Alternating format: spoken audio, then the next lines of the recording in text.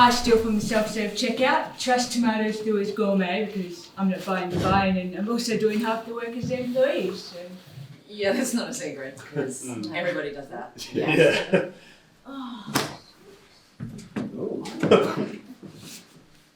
Well, it's not my secret, but my brother and I are convinced that our dad went to jail when we were kids. He went to work in Manchester for 6 months, and we didn't see him at all. I do have a vague memory of police coming to our house, though. I'd ask him about it, but we're English, so we don't do that. My secret is that I've had loads of partners before my current partner that I'm married to. We're really happy, but he's just like a really jealous guy. Once I mentioned that I had a few partners when we were first dating, and he called it off. I mean, he got over that eventually, but if he found out it was actually in the hundreds, and I don't feel remotely bad about any of it, gosh, I don't even want to think about that. When my brothers and I were younger, we used to share a bathroom. Whenever those cunts were at the house, I pissed in their body washes. I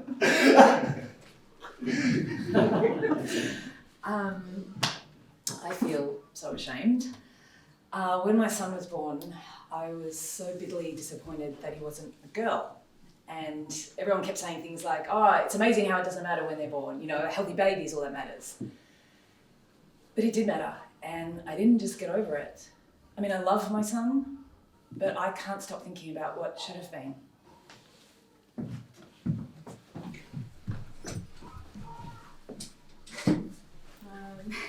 Well, I hope this isn't boring, but pretty much all my life people around me would be like, oh, your parents are dead, but you're so well adjusted.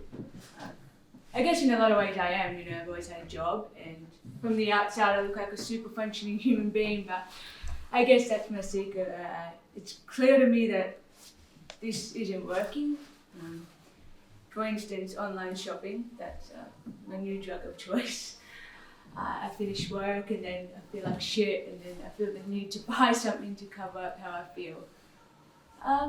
I guess it works for a moment, and then the torture kicks in because now I realise I put myself into debt. It's worse now because now I know why I do it, and I do it because I'm not connected. I mean, I'm not connected to anyone.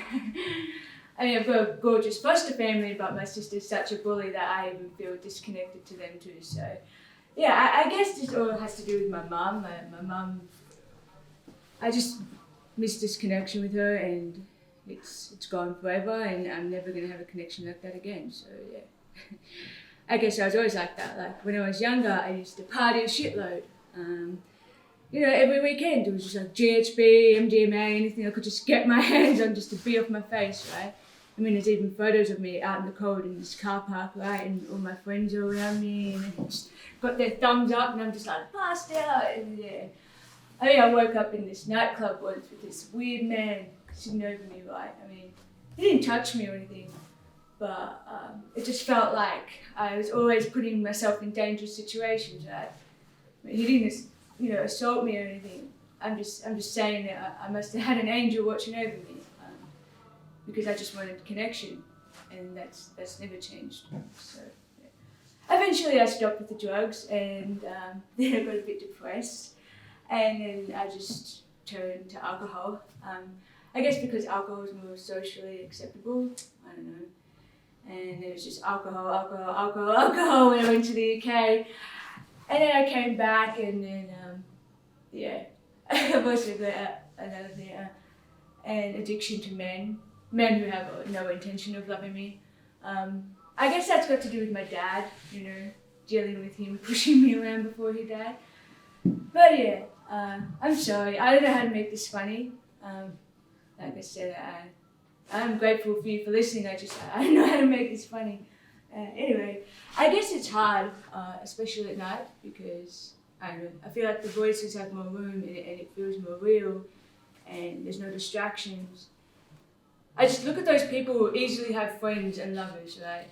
And I don't know if it's true, but it looks like they easily have all these easy connections, and it just looks fucking beautiful to me. I mean, I I know I want to feel a connection to something wide and easy, and fuck, I would replace my life with anyone who has that. So I guess that's probably where all the drugs and the alcohol and the shopping come from, because I used to think connection came from being pretty enough and smart enough, and if I had this job and all these things that maybe people would like, I don't know. I'm sorry. I really don't know how to make this funny. Anyway, I guess all this stuff comes from my dad. You know, my dad is, I guess, he's an interesting person. You know, he's got a good sense of humour. He's just got horrific anger issues. Yeah, I guess he was always like that. I mean, he never should have had custody. My mum didn't want it, so I just feel like he even said to me, like, once I got custody, that the victory wore off and that he wished he hadn't have done it. And he like lost all this money because of court cases and stuff. But yeah, just living with him was just so heavy. Something happened with the TV once, right? And yeah, he was just like, "What have you done?" And I was like, "Oh, I haven't done anything." I mean, I wasn't even there. And then he just like threw me across the room. I mean, it wasn't like the worst thing ever, but it wasn't like 100% healthy either. So yeah. Anyway, I don't even like self-pitying, but sometimes I like feel a bit sad sometimes, and I can't help but still feel a bit sad. And I know that's self-pitying, but I just can't help but think like it would be different if Mum were here, you know, and none of this stuff would probably even be happening. And yeah, I mean, that's why I like being where I am, you know. I like being an adult, and I like being in charge, and a lot of people are like, "Oh, I wish I was a kid again, did all these fun things." And I'm like, no, I don't wish that at all, you know, like, I like being, you know, like, anyway, I'm sorry. I really don't know how to make this funny. I try to think of like a joke or something. Okay, so my secret is I have vaginismus. Yeah, which is just it's such a ridiculous name, but yeah, I have it, and I've always been really ashamed of it. But what this means, this word, is that I find sex painful. And the reason it happened is because I was sexually abused when I was young. Yeah, raped. I hate saying that, people walk away. But yeah, it was. I just never associated that with this vaginismus. Fuck that name. But yeah, I never did until I got help. And so I've always just kind of had to don't tell anyone that I've got it, or I've just felt this really deep shame, and I just assumed that I was really bad at sex because it hurt, and that everybody else just knew how to do sex because of, I don't know, because of porn or the way people talk.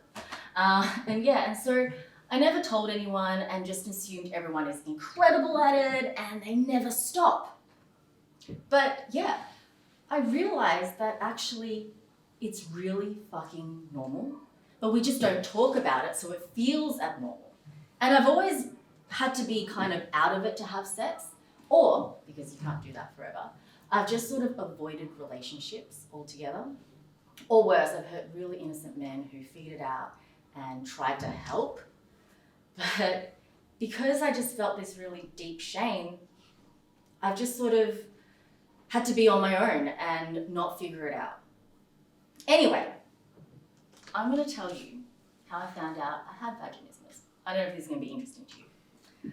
Okay, so I found out I had a vaginismus. Fuck that word. I found out I had vaginismus because I was having a date with this German guy, and he was like really German, like a clinical German. I actually think he was an engineer, not of cars, but he may as well have been because he was so Volkswagen in his manner. Anyway, I can have sex if I've told the guy and he's really patient, or, you know, I'm out of it. Anyway, neither of these seemed like they were on the table, so I just thought, I'll just get out of having sex. But then he kind of confronted me on it. And then in a really German way, he was like, is there a problem? And I was like, well, I don't want to talk about it. And then I got really dramatic. And then he went in that accent, there's no drama here, what is going on? And I was like, but I kept being all dramatic and all, I don't want to talk about it. And he just kept, there's no drama here, what is going on? And so I stopped my drama dance and I just went, okay, I've always found sex painful.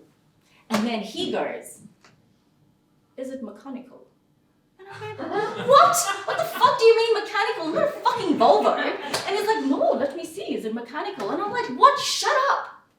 Anyway, because he was being so detached from it, I just went, okay. And so we sort of did this clinical assessment and it turned out it was a mechanical thing. Yeah, my vagina muscle was so contracted and we could both feel this. And he went, this is a condition, have you talked to a doctor? And I went, no, that's weird. And he's like, no, you really should talk to a doctor. And he wasn't doing the drama still. So then I settle and I'm like, okay, wait then. And then I call one of my best friends who is a doctor. And I was like, I'm with this guy and he's telling me that there's this thing that my vagina does, this contraction. And she's like, oh my God, I have always wanted to talk to you about this, but you get so uncomfortable talking about these things. But yes, yeah, so that's what it was. So we went to a physiotherapist, of all things, and they fixed it. It was New Year's Eve and I was fucking plastered drunk. Absinthe.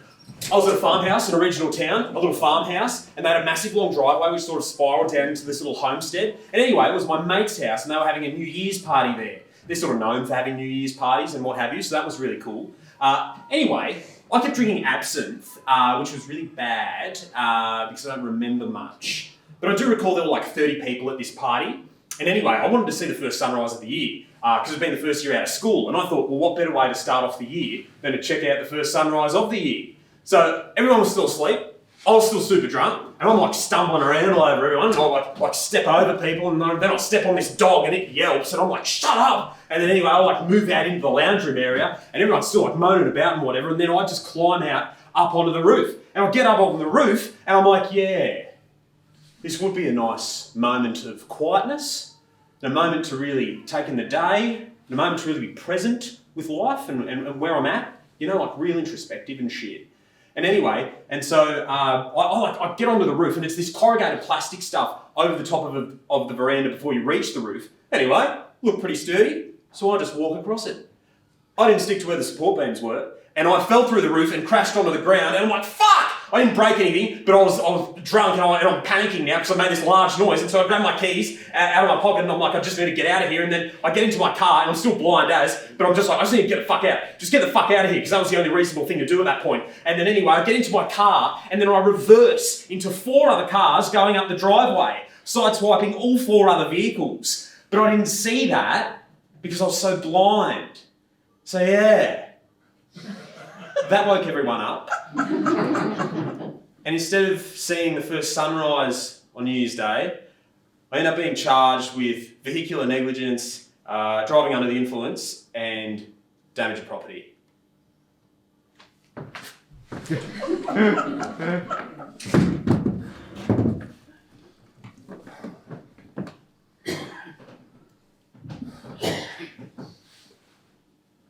My parents fought a lot when I was young. I remembered a lot of arguments that ended up with Mum slamming doors and crying because she never felt like she was getting any help from Dad. Which is true. I never remember him holding down a job. I only remember him complaining about how sore his back was. Apparently he broke it. I don't know. I never saw an x-ray.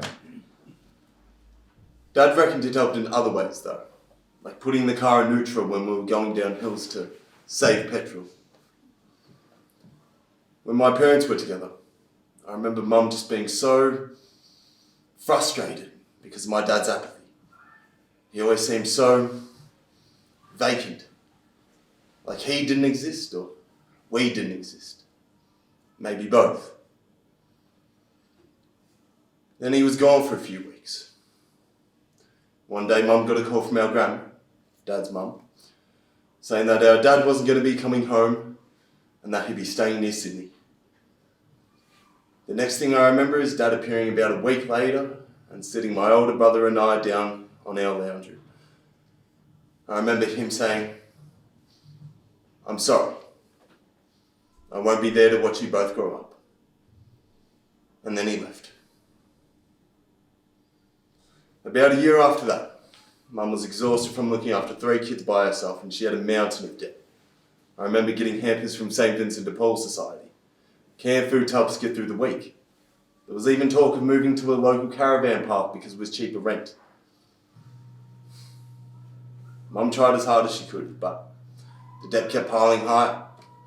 Every time we thought we were getting in the clear, she would get hit with another unexpected bill. Meals became simpler, and our clothes became thinner. So Mum decided to put us on the public housing commission list. Because we were a family with one parent, we were top priority. But it meant we had to move 400 k's to a regional town in Victoria. A week before the move, Mum got the news squatters had broken into our new house and used the curtains as sheets. It nearly broke her. Us kids could feel the pressure, but we were paralysed to help. It was really confusing and scary. And what could we do? My brother worked at a video store in town, but he was paid in films. And unfortunately, VHS copies of Twister aren't accepted as rent. Commission house was a term I'd hear a lot from then on, because that's where we lived. And at a primary school, that's the label you get stuck with and quickly become known as. I couldn't understand why we didn't vacuum the house and had to sweep the carpet with a brush. I remember thinking this was normal until I invited a friend over and they laughed at me when I told them that's what we had to do. Then I started to notice other things about our house. Why is there mould on the walls? Why didn't Mum work? Why are there always police going into our neighbours' houses in suits? What is a drug lab? One day people came to take away our cargo. Mum was left sobbing as a friend hugged her, and again, I could only look on with my siblings, not really understanding what was going on. How could people just do that? Take our things! They were our things! Repossession, it was called. I hadn't heard that word before, but all the grown-ups kept repeating it. I didn't invite friends over after that. I started feeling lesser than other people. I was so ashamed of being poor and living in the commission house. I used to lie to my friends as parents and have them drop me off at different houses, and then I would walk them. It was a horrible anxiety to live with. I felt like I lived a double life for all of my teens. I do remember though getting my first job though when I was 14. I had $6.10 an hour. My first pay was $110. Barely gets you a ticket to a show now, but all those years ago, it meant so much. I remember giving $60 immediately to Mum to help with some groceries.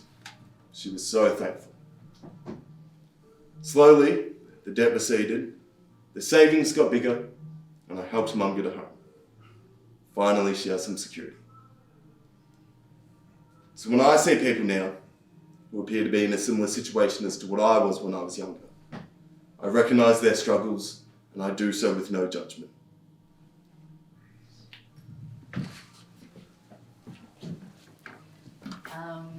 So I grew up with Alexa. She was like my cousin. She was the naughty one. She was 3 years older, but she was just born naughty and bold. I mean, I know I'm no angel, but she would just go that little bit further than I would. Like nothing scared her. She had the balls to just hang with anyone. She was the most chill human on this earth. Anyway, I followed her everywhere and I did whatever she did. I think I was actually 12 when I had my first cigarette with her and I vomited because I was 12.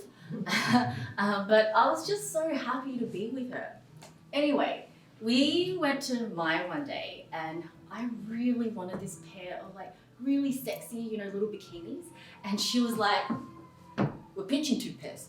And I was like, because I loved these.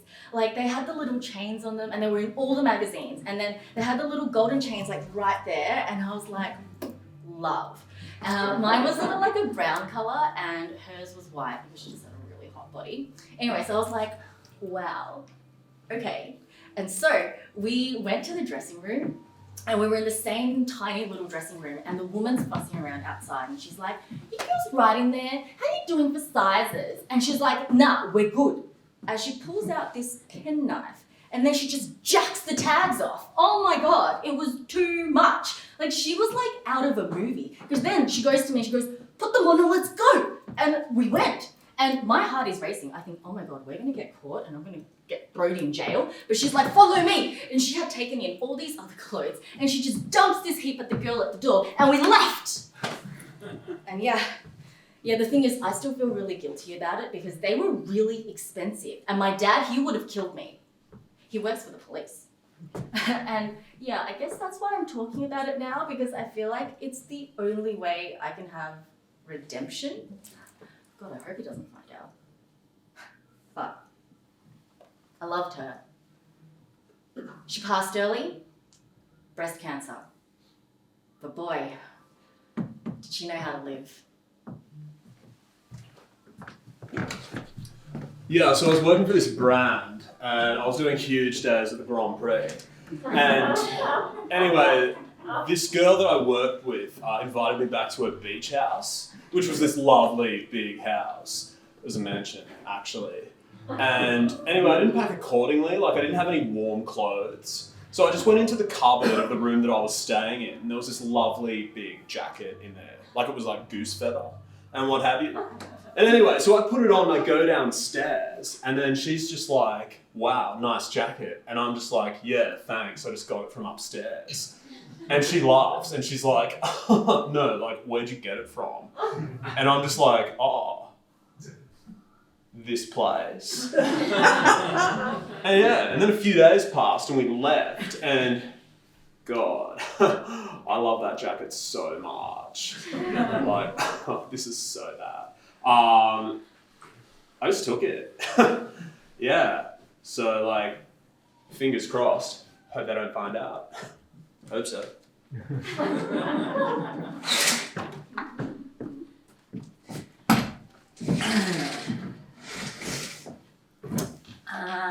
My secret would be that my mum suffered from schizophrenia. So for most of my childhood, she was very unwell, you know, up and down. And she attempted suicide a lot. And I remember thinking and sort of, not wishing, but yes, that it might be easier if she succeeded. The first time I remember it happening, I was about 8. It definitely would have happened before then, but that was the first time I remember. And it was just so shocking. Like you go straight into saving mode. And also my mum had diabetes, so we knew what to do around medical things. Like we've been trained what to do in a crisis, like you call dad, you call an ambulance. But this first time it was just so shocking and then you go into action. But after that, it isn't really that shocking. It's sort of just what happened. And then as it continued to happen and the pressure that it put on my life, particularly as a teenager. You see, we went to a really small school that my dad was a teacher at.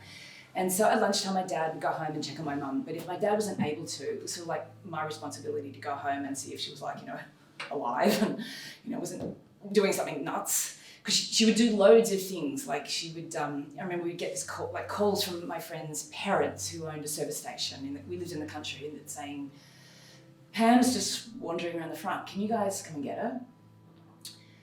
And so it felt like it was quite a burden, taking care of her all the time. And so when she would try and kill herself, I would think, well, maybe we'd all be better off if she succeeded, you know. It's clearly what she wants to do and, you know, who am I to stop her from doing what she wants? You know, maybe we'd all be better. And then later on in my life, about 10 years on from that, she did kill herself. Yeah, she was successful. Thankfully, I didn't find her, my poor dad did.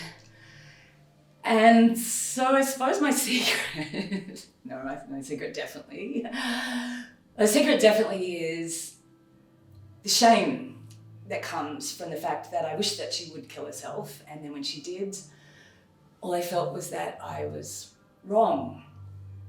I didn't get the relief that I thought would come, and still hasn't come really. And I do know that's not abnormal, you know, I was quite secure in that then. Where the guilt comes from now, though, is the fact that I didn't know what I was going to lose. The truth is that I didn't really appreciate my mum when she was alive. You know, if 9 days out of 10 was shit, well, at least I got to have that 1 day out of 10. And people talk about having, you know, your wedding day with your parents, or, you know, having kids. Yeah, I would love for my mum to meet my kids, but people really pity me when they find out that I don't have a mum because they think about all the help you get. Well, my mum would have been fucking unhelpful. No, oh my God, she would have been horrible. No way would I let her have kids. No. Oh God. No, but I think, you know, oh gosh, I think somewhere along the way that was part of the problem. Because I just felt too practically about our relationship. And it was always about what I wasn't getting from my mum, you know. I deserve better, you know, this isn't fair. And then when she killed herself, I realised that all I really needed, you know, and probably because of the way she brought us up, to be fair, all I really needed was for her to be alive. Yeah. I just wanted to talk to her on the phone and, you know, tell her stories about my kids and get her to meet them. And I realised that I didn't really need, I didn't want a mother, like as in a caretaking mother. But, you know, now I didn't get to have anything at all. Oh dear, and I really miss that. You know, it's sort of like the first unconditional love situation that you get. And the other thing is, I have two sisters, and we found out together that through all those years that my mum was crazy. I mean, she was genuinely crazy. Like, she was saying things like, your dad is killing people and he's having affairs and all. But then when she was gone, we found out together that my dad is the most hard work ever as a human. Oh my God, like he is just so impulsive, it's just ridiculous. And, you know, for all those years that, you know, we were so focused on mum making her out to be the bad guy, you know, suddenly we're like, oh my God, you are the most unbearable human. No wonder she went mad. I mean, no, clearly she was very mentally unwell, but you know what? There must have been a huge part of that, right? And I just hadn't seen it, just threw a whole new light on everything. And I think that's the point, right? Oh, yeah, I can see it all differently now. For all those years, you know, I wish that she would kill herself, and then when she did, I just really missed her. I missed the good parts. I missed the bad parts. I just wish that I could see her now and, you know, tell her that we realised that Dad was really hard work.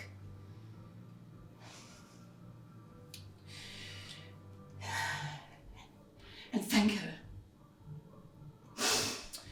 Because I'm a mum now, and oh my God, she did such a great job. You know, with all that suffering and everything that she went through. So yeah, she gave me really 10 through 23 really great years. And I just wish that she could have given me more.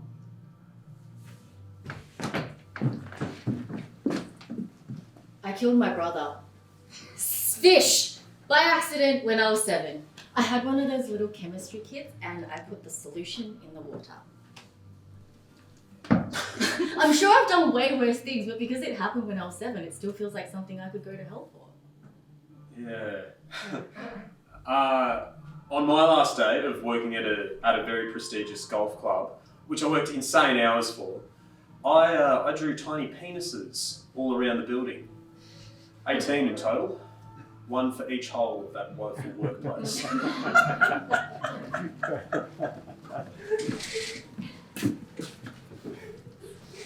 I really enjoy going on a Facebook and Instagram pages of people I don't like and seeing how much weight they put on, how crappy their lives look. I have a half brother. Yeah, he is 19 years older than me. It's same mum, different dad. And I don't see him very much. We are really not close at all. And my husband is always asking me why I don't make more of an effort to see him. And I'm too scared to tell him it's because when I was 18, we both got drunk together one night and had sex. And I can't even claim it was rape either, because it was completely consensual. With my brother, yes. I'm a 22-year-old feminist and I like Charlie Sheen. No. I do, he makes me laugh.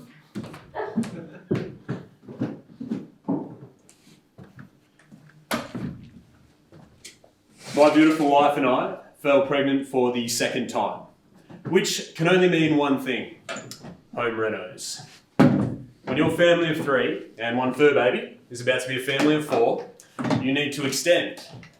That's when you know you're truly in your 30s, when your main reading material is better homes and gardens. Our first baby was the perfect pregnancy, so what could possibly go wrong? This little bub didn't realise how much it was already being loved and cared for. Being a part of the community has been so important to us. We're people. We find out that my wife's best friend is due on the same day. I mean, what are the chances of that? We already have a best mate for our little bub. So we start planning life for this little one. The name, the room, the time off work. We were all in. So we go to our first scan. A little small for 8 weeks, but that's okay. I mean, there's plenty of time to grow. But there's no heartbeat. I hold my wife's hand in mine and I ask the radiologist the tough questions. Is our little bump okay? Is this normal? The radiologist looks into our faces and offers us a glimmer of hope. Come back in a week. We won't know anything until then. So we leave, we sit in the car in shock, and we cry. A whole week. That's an eternity to wait for something in our hearts that we already knew to be true. The week starts off with a picturesque wedding in Echuca on the Murray River, spent sharing paper-thin walls with the in-laws. We haven't told them about the pregnancy yet, so we bottle this up as best we can, but we can't. The reaction from my wife's family is utterly outdated, archaic even. Don't mention this to anyone, especially not today. We somehow get through the wedding. Thank you, open bar. So I drink, and my wife dances the night away. We both wake up a little bit worse for wear. She's going through another wave of morning sickness, and I'm hungover with a grumpy 1-year-old working off the sugar from Gran's chocolate overload. So after a day of playing nice, happy family, we start to wind down for the evening, and my wife is a wreck. So I help out with the night with our bub for the nighttime routine.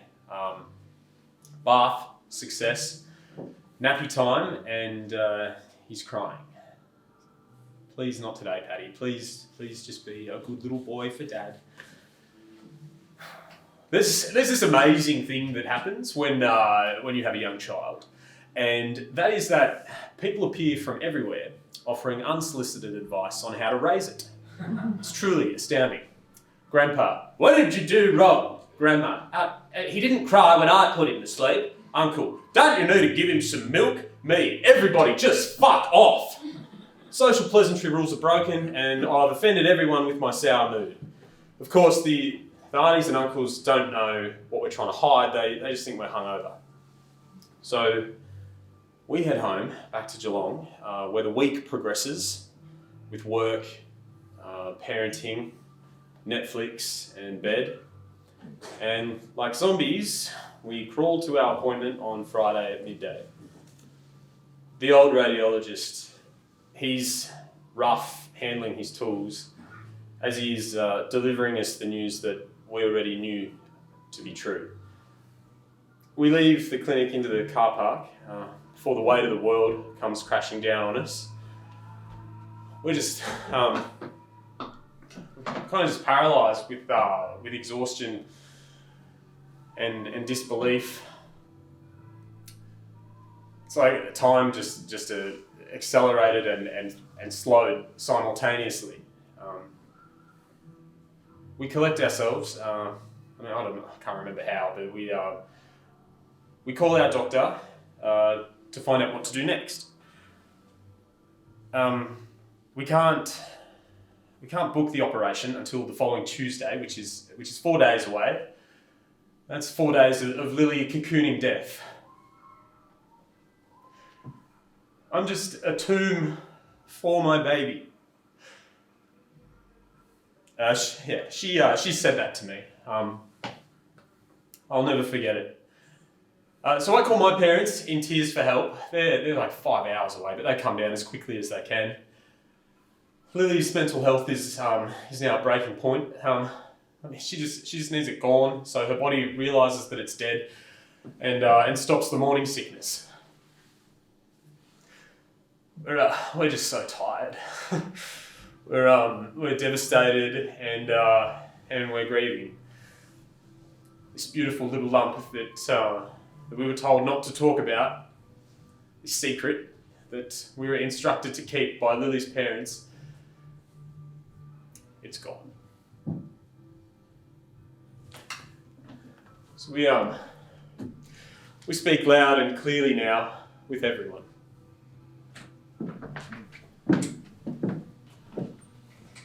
So I was seeing this man, and I was really looking forward to seeing him again, mostly just for sex. And then I found out he was seeing this woman, which frankly is completely above board because, there's no commitment there. But anyway, this woman was actually a friend of a friend, and I didn't know her. I think I met her maybe once. It just felt a little too close to home. So I went out on a whim and I contacted her, and we went out for a drink. And halfway through the night, right, she actually throws a cherry into my cleavage. And I was like, are you flirting with me? She's like, yeah, I am. I was like, oh, okay. And I just thought, why the hell not? So we left, went to a bottle shop, bought a bottle of Moet, went back to my apartment, and we slept together. Yeah. See, I thought this was an excellent way to get back at this guy, but, because if he was going to sleep with her, so was I. And his reaction, I was kind of hoping for a little more outrage. Instead, he was frankly quite excited about it, which, frankly, why wouldn't he be? But basically, my plan had just completely backfired, and he was kind of hoping for a threesome, which is not what I wanted at all. And yeah, I just lost all of my power at that point. Because I wanted to walk up at his house and yell at him and be like, oh, you've been fucking? Oh, well, so have I. Instead, he was just like, oh, that's amazing. So, yeah.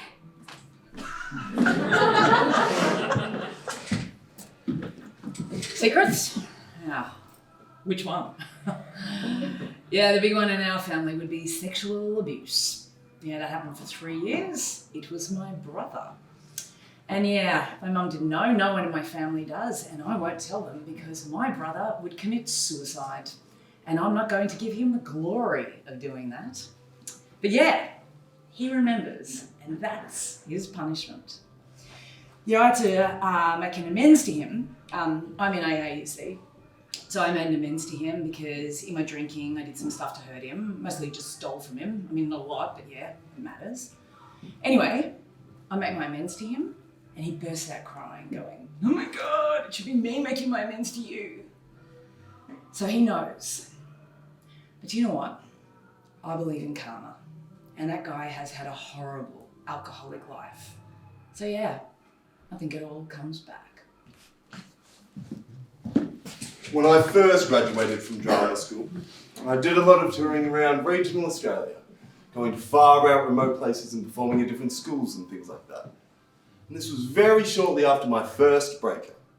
And one of my friends said, have you ever been on one of those, sex apps, where you find the guy to come over? And I said, oh, I don't think I could do that. I don't think I could do that. But then I was like, we're in this hick country town called fucking Roma. So, when in Roma, why not give it a go? And I met this really cute guy and he came over. And anyways, you know, we started kissing and enjoying those sorts of things. And, you know, I'm pulling his shirt off and he's ripping down my pants and things like that. And he goes, "What is someone as hot as you doing here in Roma?" And I went, "Oh, I'm an actor. I'm performing at different schools and things like that." And, you know, things are really starting to go into other places. And he goes, "Oh, amazing. Like what schools?"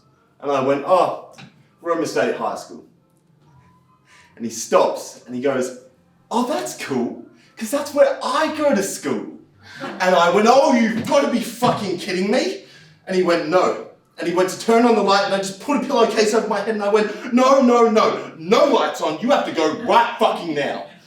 And he said, "It's cool." He tried to explain how he lied about his age and how it was on him. And I said, "Well, I can't fucking lie to get out of prison, so you're gonna have to leave." And the next day, we're at the one fucking bakery in town. And he walks in. So I had to commando crawl under the table holding like a jam sponge fucking thing with cream in the middle of my head. I had to crawl to get the fuck out. So yes, that.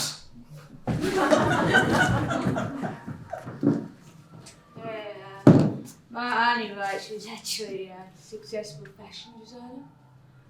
We actually can't call her by her name, so let's just call her Sally. Sally Good Foods. Anyways, Sally, she never felt like she really fitted into the family. She always had abandonment issues. So she went to this toe reader, kind of like a palm reader, but she reads toes. Anyways, so she was like, "Oh, that's interesting. Your middle toe is so much bigger than your other toes. Did your mum try to get rid of you?" She's like, "No, I don't think so." She's like, "Nope, something happened back then and that's the root of your abandonment issues." And she's like, "Oh, okay. I'll ask my mum then," which is my grandma. Bloody rad, can have a conversation to her about anything. Anyway, so she was just like, "Oh, Mum, did you try to get rid of me?" And she's like, "Yep, I did. I absolutely did, and I can tell you exactly what happened." See, back in those days, there was no such thing as legal abortions. So, yeah, when 3 women in a court got pregnant because it was the famine and it was the depression, you know, there was barely any money around. And it was just a very, very difficult time, you know, it was painful for all of us. Doesn't mean I don't love you, it just, yeah, wasn't a good time. So, yeah, we barely had any money to feed the children that we had, let alone ourselves, so we started this abortion club. Yeah, you know, they tried all this stuff, you know, like green potatoes and coat hangers and shit. Anyways, the 2 women were successful and got rid of their pregnancies, and Grandma held on to her. So that's how Sally, Gal, whatever we're calling her, was born, and that's how that secret of Grandma's abortion club came out. So yeah. I have these intrusive.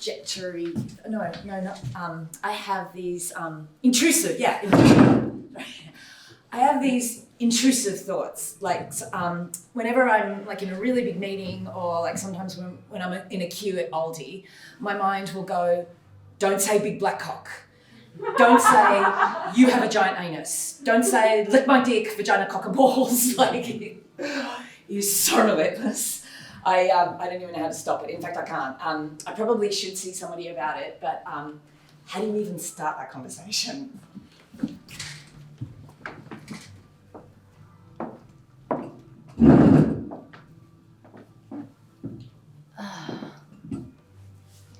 My secret is that I am holding down a job as a psychologist, and I am completely and totally falling apart myself.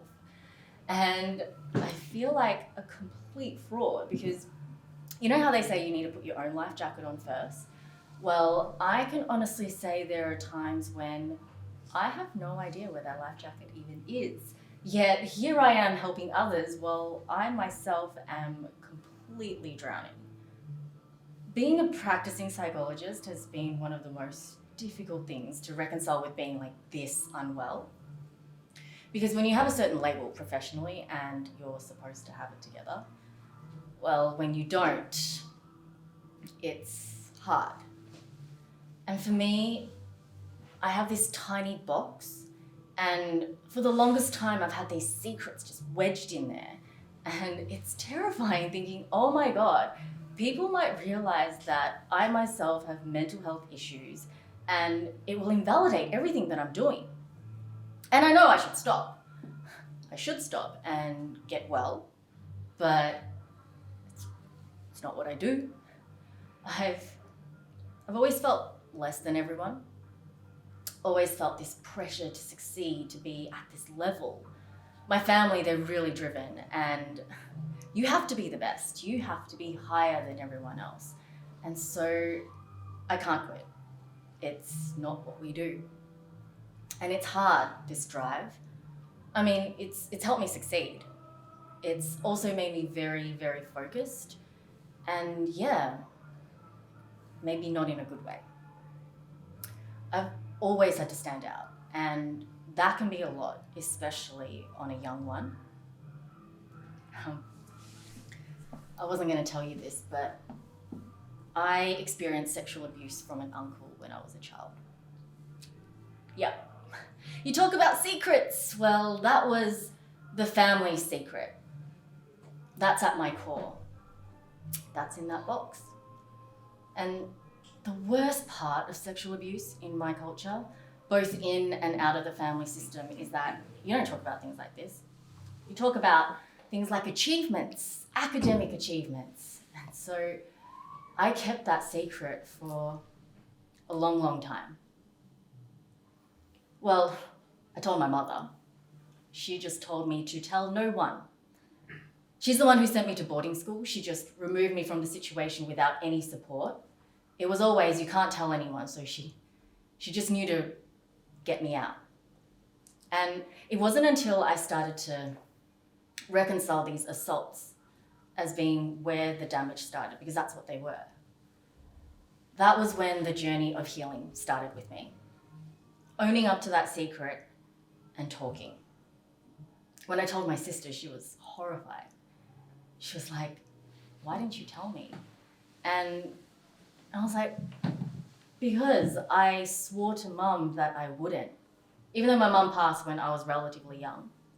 But I just kept that secret for a really long time, because she just said, if you do tell anyone, you will break the fibre of the family. And I know this is part of my job. When you tell someone, why didn't you tell anyone? They'll say, shame. And that was me.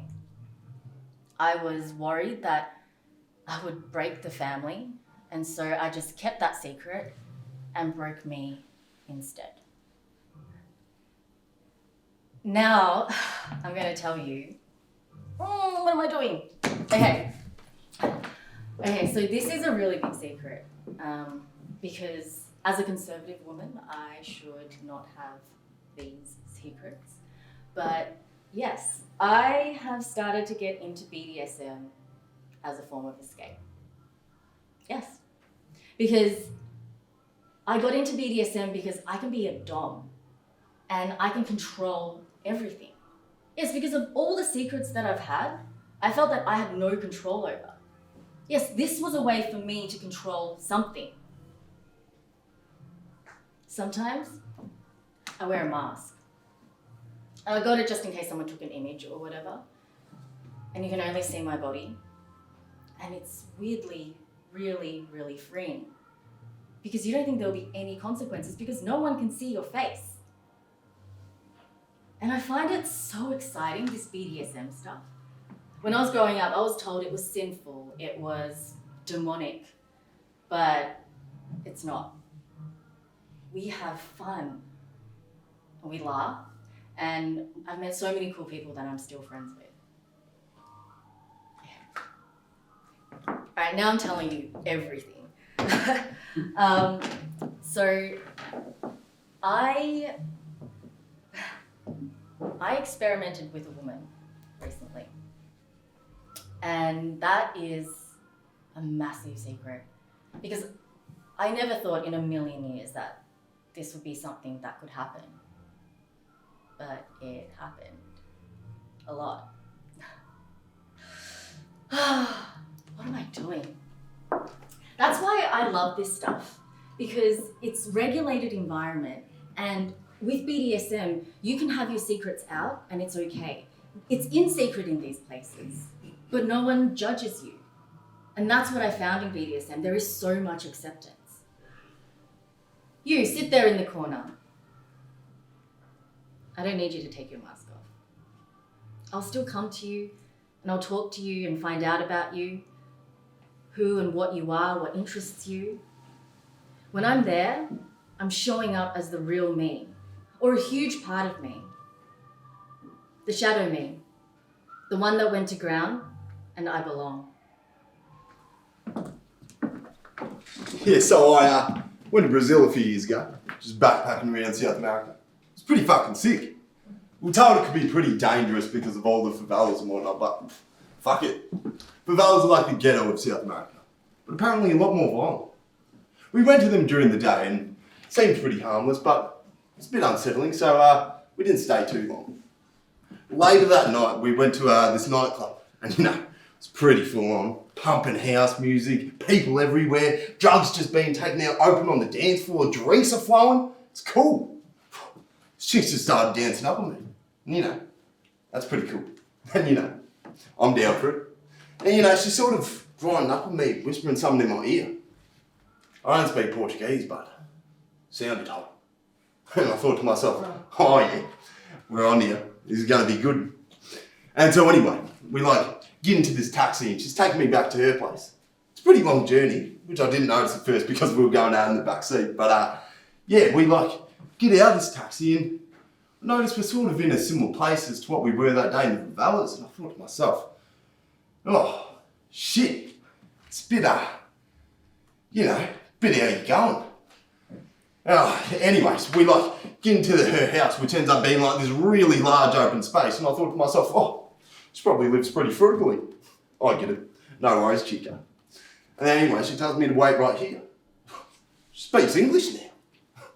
And then she goes into the other room and then all the lights turn off and fuck. I don't know how many of them there were, but felt like a lot of fists. A group of people just came out of the darkness, fucking bashed me, robbed me, took my wallet and my fucking passport. And so yeah. I didn't end up copping a route that night because I was busy getting bashed and robbed. I had an abortion, which is something in principle I believe in is fine, but I'm Catholic. We don't do abortions. My secret really is that I'm grateful that I had it. I feel guilty because it was late term, so it wasn't just a bunch of cells. But my partner, he was a cheater. I never would have left him. I'm single now, and I wonder if I'm just punishing myself. I can't stop watching Downton Abbey. I leave parties to go home and binge. I started working for a government department a few years ago, and I kid you not, had absolutely no fucking idea what I was meant to do. All I noticed was people with their heads down tapping at their keys at a rapid pace. So for the next few months, I just rocked up to work and tapped random keys into an empty blank Word document, and no one questioned what I was doing. I shat myself watching Eurovision. I was drunk at a friend's party and I helped my mate wee into a bush. He was a lot drunker than what I was and couldn't stand up properly. So I literally held his dick while he pissed. He looked down at me mid-flow and whispered, This is real friendship.